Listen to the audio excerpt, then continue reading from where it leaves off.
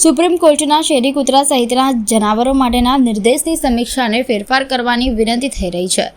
Supreme કોર્ટે અધિકારીઓને શરૂઆતમાં જલ્દી શેરીઓમાંથી બધા જ રખડતા કૂતરાઓને તથા પશુઓને કાયમી ધોરણે આશ્રય સ્થાનમાં સ્થાનાંતરિત કરવાનો નિર્દેશ આપવાના બાદ પશુ પ્રેમીઓ એનજીઓ દ્વારા આ નિર્ણયની ફેરવિચારણાની માંગણી કરી રહ્યા છે. પશુ પ્રેમીઓનું માનવું છે કે આ કૂતરા સહિતના જનાવરો રખડતા નથી, પરંતુ સમુદાયનો એક ભાગ છે જે ઘણા લોકો માટે પ્રિય છે. ખુલ્લી હવામાં ફરતા શ્વાન અને અન્ય પશુઓના મુદ્દે સુઓ મોટો અરજી લેતા કોર્ટે અનેક કડક નિર્દેશ જાહેર કર્યા હતા.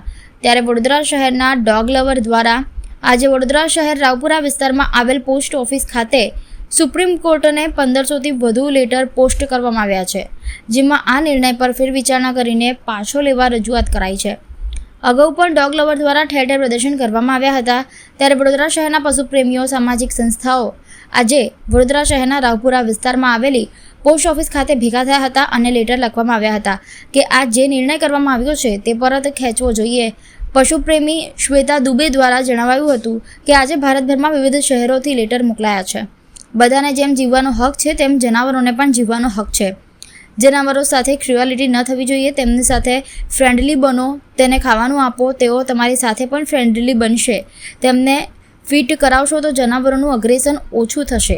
પોતાની માંગોને લઈને યોજાયેલા પત્ર અભિયાન સંદર્ભે શ્વેતા દુબે દ્વારા વિસ્તૃત માહિતી આપવામાં આવી હતી.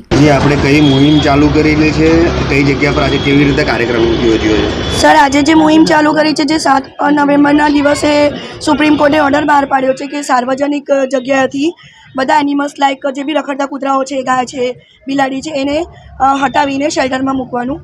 એના માટે આજે અમે મુહિમ કરી છે કે સાર્વજનિક બધા જ ઓલ ઓવર ઇન્ડિયાથી અમે લોકો લેટર લખીએ છીએ અને સુપ્રીમ કોર્ટમાં અમને રિક્વેસ્ટ મોકલીએ છીએ કે તમારું આ ઓર્ડર પાછો લો. બધાને જેવો જીવવાનો હક છે એવો જાનવરોને પણ જીવવાનો હક છે. એટલે અમે એક આ રિક્વેસ્ટ મોકલી છે.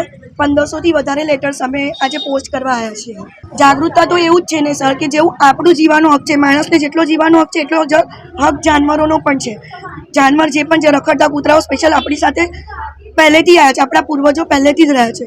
તો અવેરનેસમાં તો એવું છે કે ક્રુઆલિટી ના કરો, એમની સાથે પણ ફ્રેન્ડલી રહો, ખાવાનું ફીડ કરાવશો તો અગ્રેશન ઓછું થશે, તમારી સાથે ફ્રેન્ડલી થશે. સર, એ તો આજે લાસ્ટ ડે છે, એટલે લાસ્ટ ડેમાં અમે 1500 જેટલા લેટર્સ તૈયાર કર્યા છે અને નાખવાયા છે આજે બધાના તરફથી.